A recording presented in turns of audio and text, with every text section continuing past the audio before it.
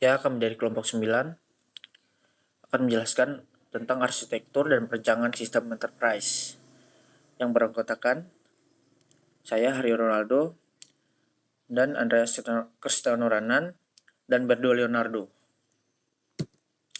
Topik pembahasan, kami menjelaskan tentang framework TOGAP, ADM, dan menjelaskan gambaran mengenai langkah-langkah atau fase yang ada pada TOGAP, 8 step, preliminary, requirement gathering. The Open Group Architecture Framework atau disingkat TOGAP merupakan kerangka kerja dan metode untuk mengembangkan arsitektur perusahaan. TOGAP Architecture Development Method atau disingkat ADM merupakan metode detail mengenai bagaimana membangun, mengelola, dan mengimplementasikan arsitektur enterprise dan sistem informasi. Inti dari ADM adalah mengolah kebutuhan, di mana kebutuhan bisnis, sistem informasi, dan arsitektur teknologi selalu diselaraskan dengan sasaran dan kebutuhan bisnis. Nah, di sini ada gambar TOGAP Architecture Development Method. Yang di atas ada preliminary dan di bawah requirement management. Yang A, arsitektur vision atau visi arsitektur, dan yang B, bisnis arsitektur atau arsitektur bisnis, dan yang C, information system arsitektur atau arsitektur informasi sistem, dan D, teknologi arsitektur atau arsitektur teknologi yang terbagi menjadi 7, yaitu membuat baseline, membuat model arsitektur, pilih layanan, konfirmasi tujuan bisnis, tetapan kriteria, definisikan arsitektur, dan yang terakhir lakukan analisis kesenjangan.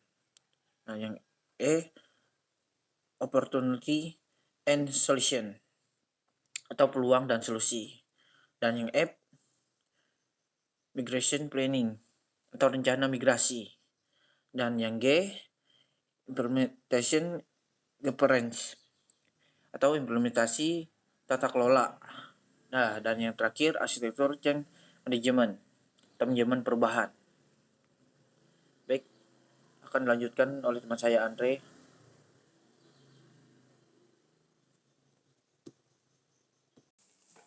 Ya, di sini saya akan melanjutkan penjelasan dari Haryo Ronaldo.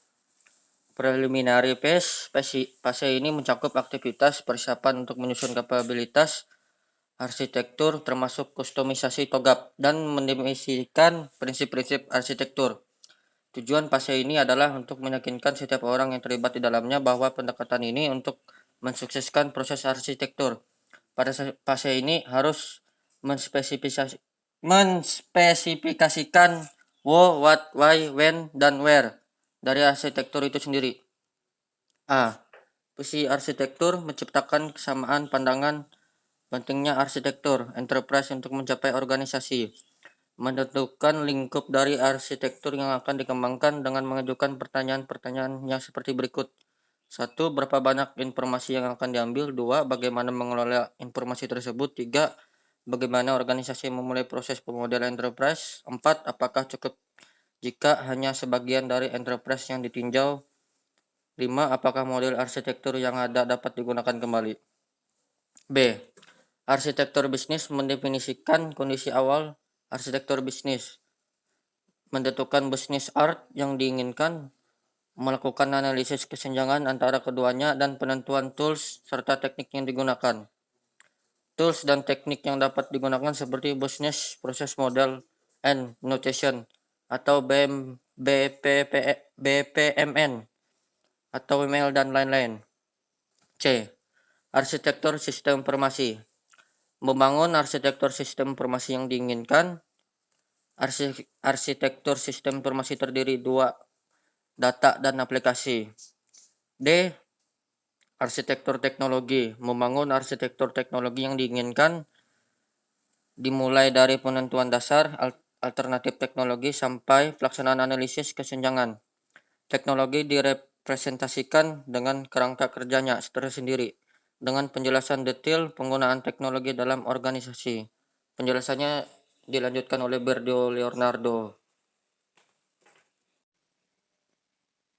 Saya akan melanjutkan penjelasan dari Andreas tentang peluang dan solusi atau opportunities and solution. Itu mengevaluasi dan memilih alternatif implementasi, mengidentifikasi parameter strategis, penilaian ketertarikan, biaya dan manfaat, mendefinisikan strategi dan rencana implementasi, perencanaan migrasi atau migration planning, yaitu menyusun urutan proyek-proyek berdasarkan prioritas, melakukan penilaian ketergantungan biaya dan manfaat dari proyek migrasi. Urutan proyek akan menjadi dasar implementasi proyek. G.